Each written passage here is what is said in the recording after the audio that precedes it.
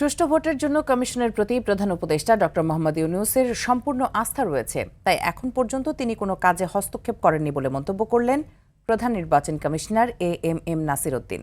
ইসিতে নির্বাচন কর্মকর্তা সম্মেলনে এ কথা বলেন তিনি। কমিশনার আনোয়ারুল ইসলাম বললেন, ভোটের প্রতি ভোটারদের আগ্রহ বেড়েছে, তাই আসছে নির্বাচনে ৭০% ভোট কাস্টিং হওয়ার আশাবাদ জানান তিনি।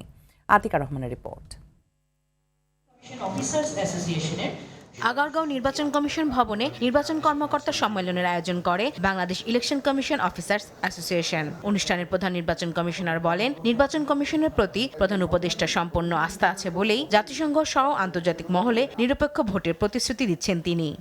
প্রধান উপদেষ্টা এখন মিটিংয়ে গেছেন, আমি দেখেছি যতটা দেশের নেতার সাথে উনি দেখা করেছেন, যতটা মিটিংয়ে উনি বক্তৃতা দিয়েছেন, বাংলাদেশে একটা সুষ্ঠু নির্বাচন হবে এবং ঐতিহাসিক নির্বাচন হবে, এই কথাটা কিন্তু উনি বলতে বলেন নাই।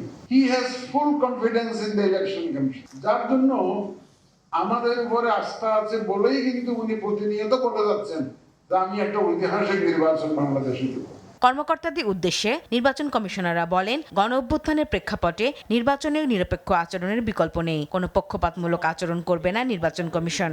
অন্যান্য বছরের তুলনায় সাধারণত 60% 50% আমরা ধরি, এবারের ভোটের কাস্টিং নাকি ভোটাররা নাকি ভোট যুদ্ধে তারা নাকি অনেক বেশি হারে ভোট দিবে।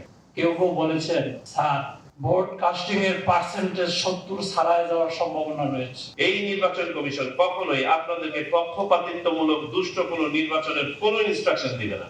আপনারা যদি স্বপ্রণোদিত হয়ে কেউ কারো অংশ হয়ে কাজ করেন, সে দায়িত্ব আপনি নেবেন এবং নির্বাচন কমিশন আপনাকে কোনোভাবে কোনো প্রোটেকশন দিবে না। অফিসার্স অ্যাসোসিয়েশনের পক্ষ থেকে জাতীয় নির্বাচনে রিটার্নিং ও সহকারী রিটার্নিং অফিসার হিসেবে নির্বাচন কমিশনের কর্মকর্তাদের নিয়োগ সহ নির্বাচন ঝুঁকি ও বিভিন্ন দাবি তুলে ধরেন তারা। তাদেরকে নিয়ে ডিল করতে হয়। আতিকা রহমান, RTV, ঢাকা।